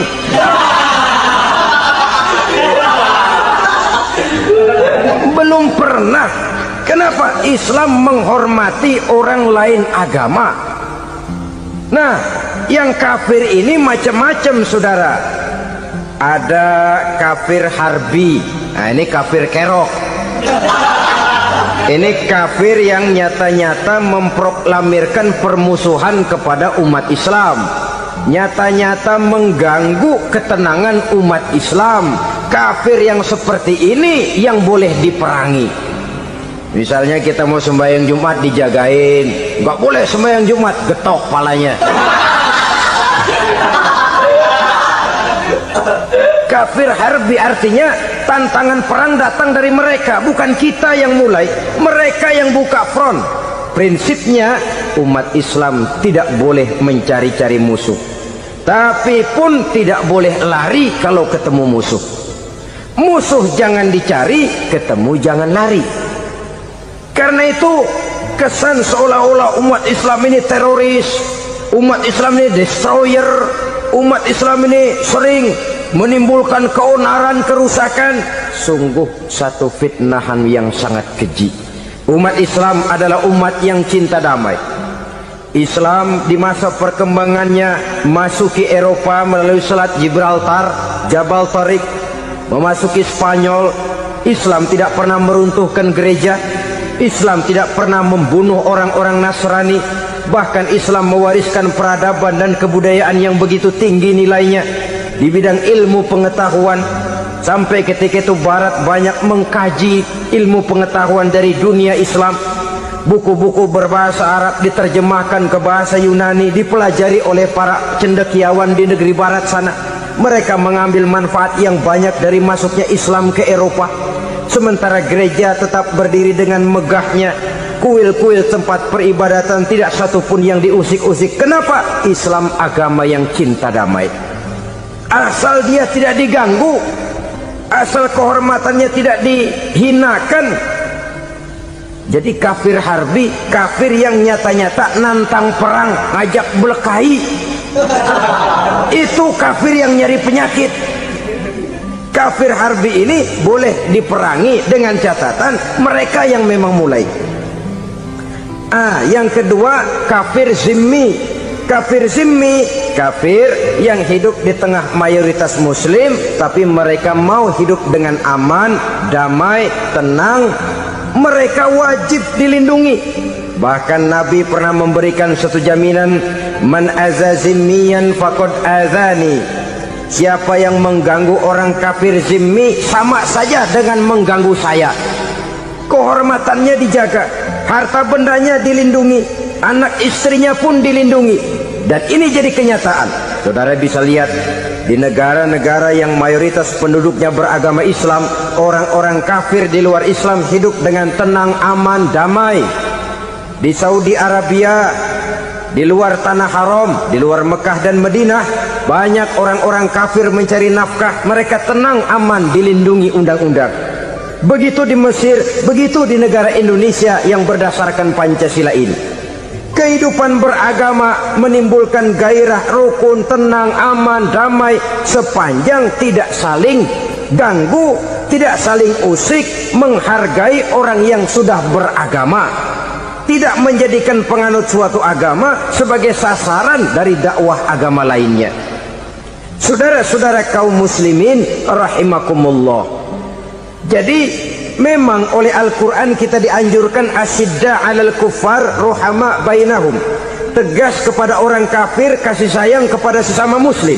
Tapi tegas bukanlah berarti marah-marahan, bukan berarti musuh-musuhan, bukan ngajaki perang. Tegas dalam arti punya garis tentang kehidupan beragama, lakum dinukum waliyadin. Soal kehidupan sosial, mari kerjasama. Bangun jalan, ayo rame-rame. Siskamling, mari bebarengan. Bikin puskesmas, mari sama-sama. Tapi kalau sudah soal agama, itu tidak perlu ada toleransi agama. Yang perlu toleransi antar umat beragama. Kalau umatnya mau kerjasama silakan, tapi tidak menyangkut soal ibadah. Jangan kerjasama di bidang ibadah. Itu kerjasama yang salah pasang, saudara-saudara. Sehingga dengan demikian toleransi adalah menyangkut kehidupan antar umat beragama. Sedangkan agama sendiri punya kapling yang nyata. Sehingga dengan demikian tegas kepada orang kafir dalam arti kita punya satu kepribadian, tidak ngambang. Enggak, lalu kalau ditanya orang, sebenarnya agama lu apa sih? Ah, gua mah gimana musimnya aja. Agama pakai musim kayak rambutan. Akhirnya ya begitu, musim-musiman. Ke masjid kelihatan, ke gereja hayo, ke candi nongol, ke apa? Bingung malaikat bagaimana nyatetnya nih bocah ini. Di mana aja ada.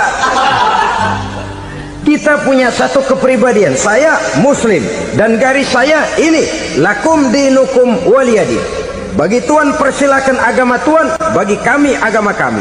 Kami hormati Tuhan, Tuhan hormat kepada kami. Tapi soal agama kaplingnya jelas. Kerjasama, mari urusan muamalah, bidang sosial. Yuk kita siskamling sama-sama dengan orang lain agama. Mari jaga kerukunan, kesatuan, persatuan, kekompakan. Perbaiki jalan yang rusak, mari sama-sama. Mendandani jembatan yang runtuh, mari sama-sama. Tapi sembahyang, kaplingnya lain-lain. Sebab Nabi juga dulu pernah ditawarkan begitu loh sama kafir jahiliyah dulu, Quraisy itu. Sudah Muhammad, sekarang begini saja, kita join aja daripada marah-marahan. Hari ini saya oke menyembah Tuhanmu Allah, besok gantian kamu menyembah Tuhan kita Latta, Uzza, Manat dan Hubal. Turun, qul ya ayyuhal kafirun la a'budu ma ta'budun. Soal ibadah kaplingnya jelas, tidak boleh dicampur adukkan. Sebab kalau tidak, kita akan mulai kehilangan identitas diri, dan disitulah krisis kehidupan keyakinan beragama dimulai dari krisis identitas. Hujan gede kan mulainya gerimis dulu. Di mana-mana ya gerimis dulu. Gerimis makin lama makin gede, kita akan mulai dengan kehilangan identitas diri. Dari sana nanti kita malu mengakui keislaman kita. Kalau orang Islam malu mengakui keislamannya, ini kan ironi, menyedihkan.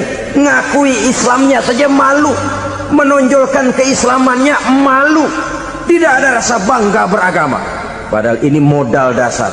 Hanyalah dengan rasa bangga beragama kita lalu konsekuen. Bangga yang tidak konsekuen, wah pokoknya kan gua kan Islam, agama yang paling benar. Tapi hidupnya sendiri jauh dari tuntunan Islam. Itu bangga yang tidak beralasan, bangga yang tidak perlu dibanggakan sebenarnya. Kebanggaan yang membuat kita konsekuen dan dekat dengan kehidupan beragama. Jadi dengan demikian saudara-saudara, kepada non-muslim kita juga harus berakhlak. Bukankah ini sudah dicontohkan oleh Rasul?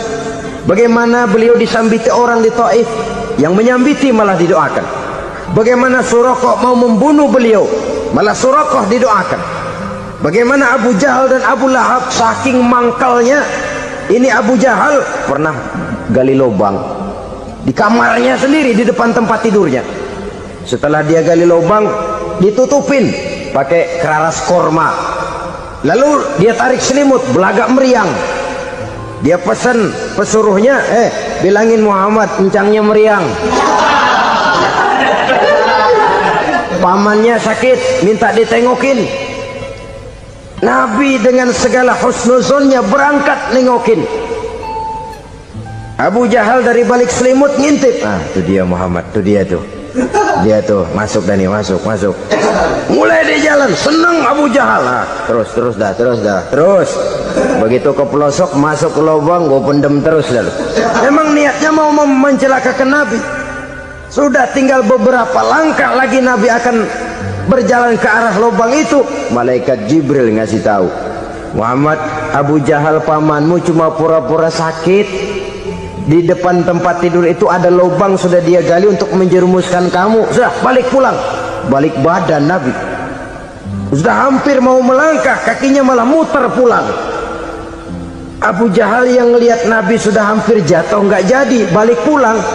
Lupa kalau lagi sakit. Udah Muhammad buruan sini. Ke pintu dia kejar. Dia lupa sama lubang yang dia gali. Begitu dia kejar, dia yang ke pelosok masuk ke dalamnya.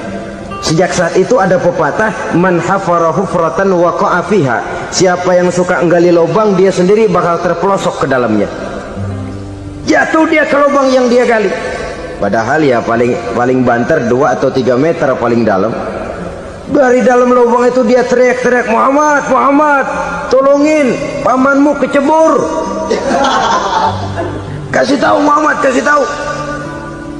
Datang lagi lah pesuruhnya, Muhammad, pamanmu Abu Jahal kecebur, minta tolong diangkatin. Sudah diulur tambang, habis sambung lagi nggak bisa sampai. Masa iya cuma kamu yang bisa nolong?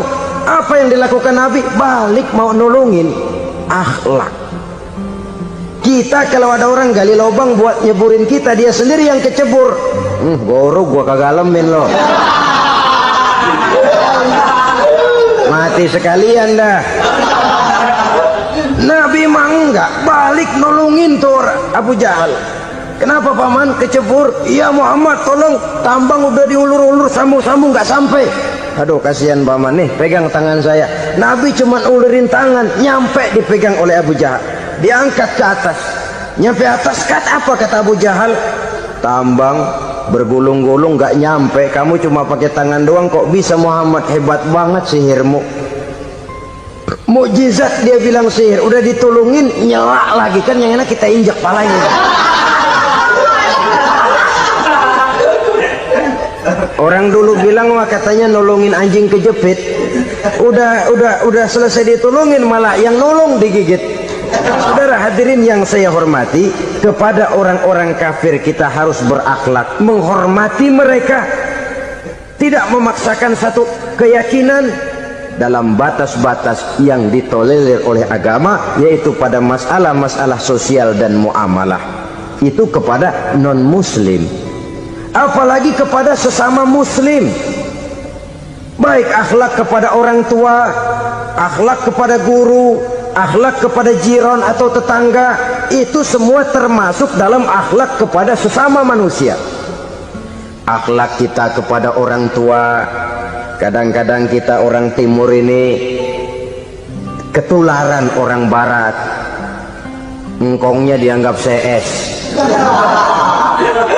salaman main kedet aja halokong, engkongnya behalo di bengong.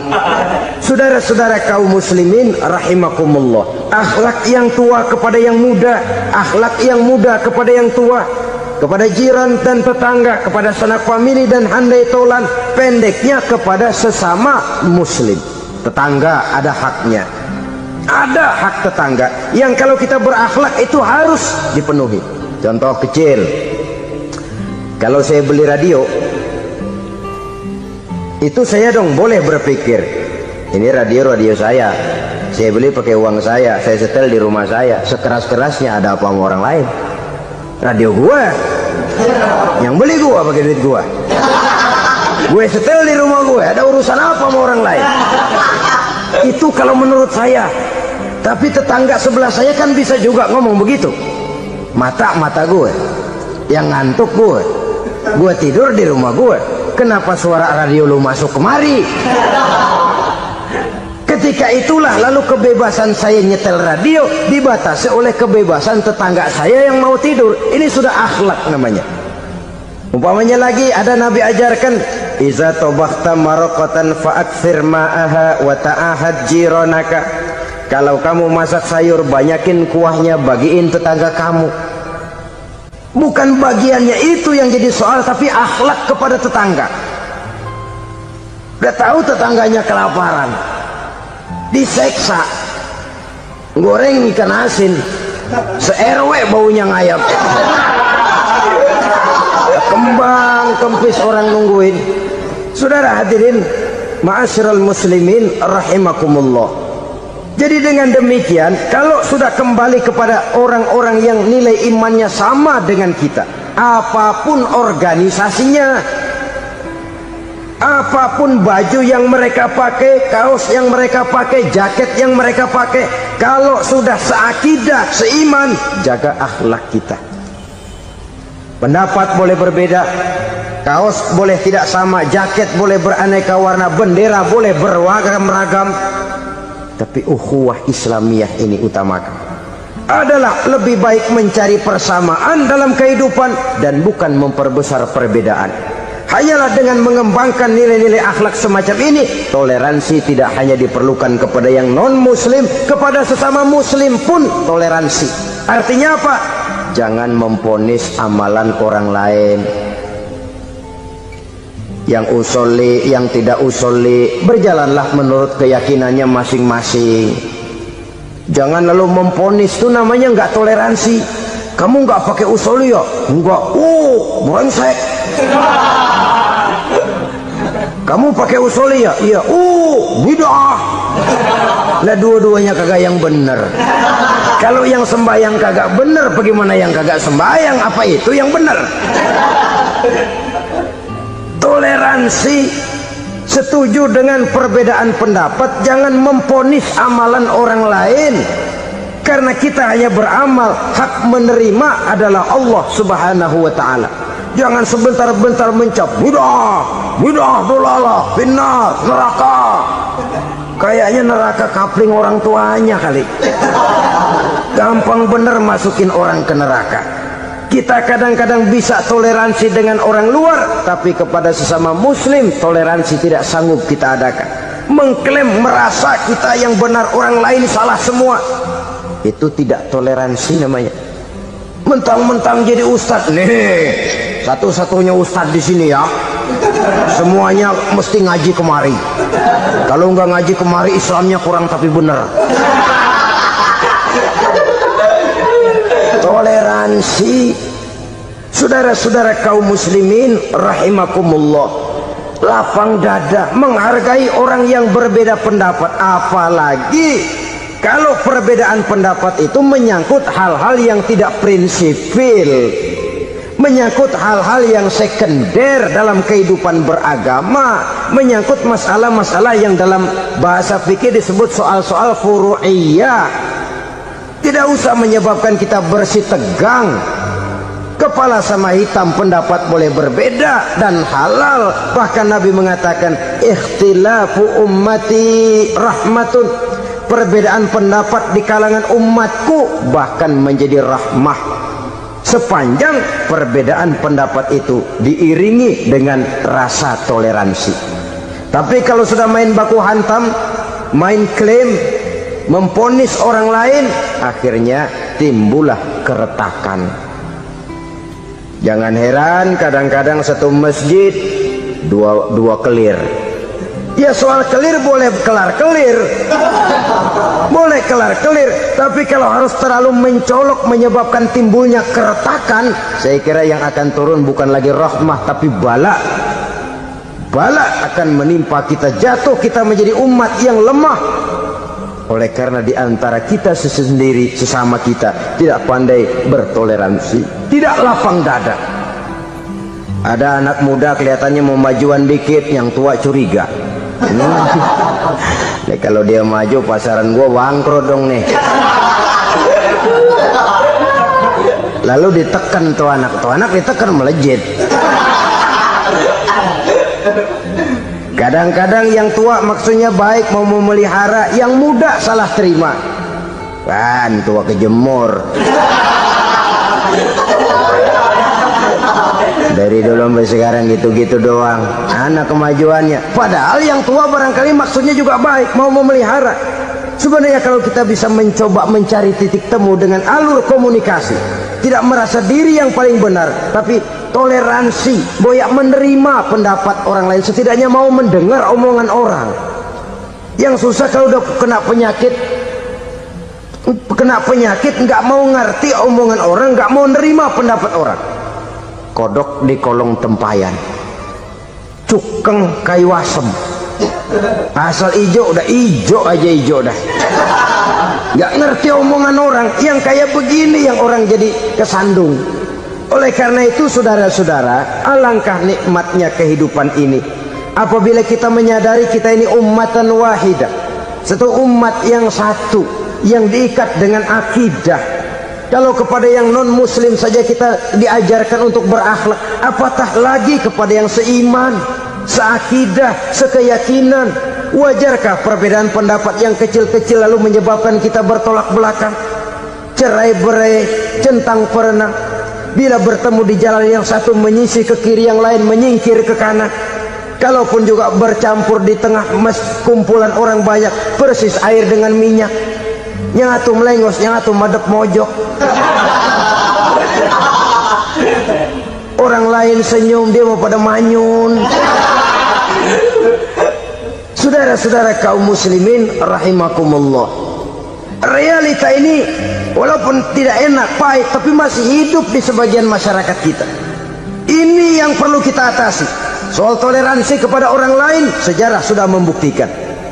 Mari kita jangan cuma bisa mengajak orang lain, umat lain untuk bertoleransi dengan kita, tapi kepada sesama kita toleransi ini perlu kita tegakkan, perlu kita bina, terutama di dalam kita menuju bentuk ideal daripada konsep ukhuwah Islamiyah ini, yang memang selalu kita akan cari bentuk-bentuk idealnya sejalan dengan perkembangan situasi dan kondisi yang dihadapi oleh umat.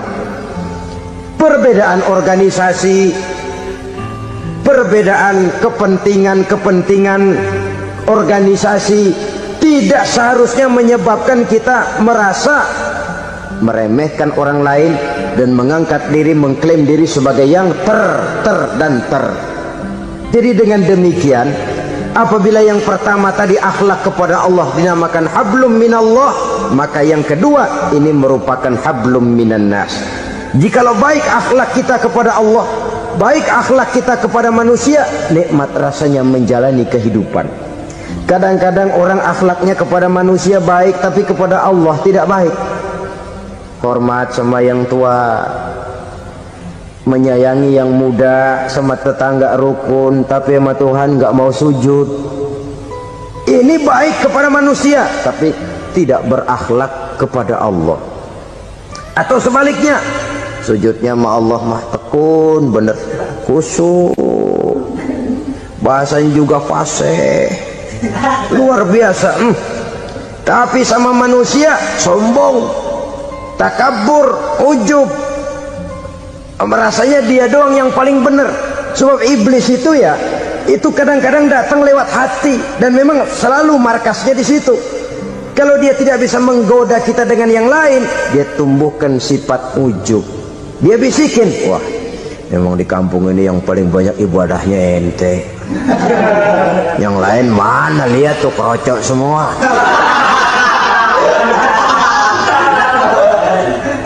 Lalu di hati orang itu tertanam sifat iya ya. Nah, tatkala iya ya, dia sudah terkena serangan iblis. Akhirnya apa? Orang lain diremehin. Asalnya nggak mau sembahyang aja diajak salaman dan najis aja dah. Ketemu juga mukanya ditekuk 4. Akhirnya bukan ngajak malah ngenyek, ngina. Lah orang dihina makin jauh, makin tidak tersentuh. Bukan cara itu yang diajarkan oleh Rasul. Bahwa orang tidak mau sholat, tugas kita mengajak. Soal dia tidak sholat, ya itu dosa dia kepada Allah. Saudara-saudara kaum muslimin, ujub disuntikkan oleh iblis ke dalam hati kita. Sujudnya kepada Allah benar, tapi akhlaknya kepada sesama manusia, merasa paling benar sendirian, merasa orang lain salah semua. Pokoknya kalau di luar lingkungannya udah kagak bener aja udah bahaya. Saudara-saudara, ini juga penyakit yang disuntikkan oleh iblis. Sebab iblis itu tipu dayanya luar biasa, strateginya lihai. Makin tinggi kualitas iman, ya makin berat upaya iblis untuk menjerumuskan kita. Karenanya saya mengajak, marilah kita bertoleransi, baik kepada non muslim, lebih-lebih lagi kepada sesama muslim yang kebetulan berbeda baju, berbeda kaos, berbeda organisasi, lain bendera yang dibawanya. Tapi toleransi mari kita canangkan. Kita terikat oleh ukhuwah Islamiyah. Dua. Yang ketiga, akhlak manusia kepada makhluk Allah lainnya di luar manusia. Saudara-saudara, dengan berakhlak kepada Allah, berakhlak kepada sesama manusia, berakhlak kepada makhluk Allah di luar manusia, baik flora maupun fauna, maka mudah-mudahan akan terciptalah satu ekosistem, satu lingkungan hidup yang membuat kita nikmat menjalani kehidupan ini. Inilah saja yang kita bicarakan pada pertemuan kali ini. Marilah kita membina nilai-nilai akhlak walaupun berat tantangannya. Sungguh lebih baik rakyat rendah yang berakhlak tinggi daripada pejabat tinggi yang berakhlak rendah. Karena nilai manusia pada akhirnya ditentukan oleh akhlaknya itu. Usikum wa nafsi bitaqwallah. Wassalamualaikum warahmatullahi.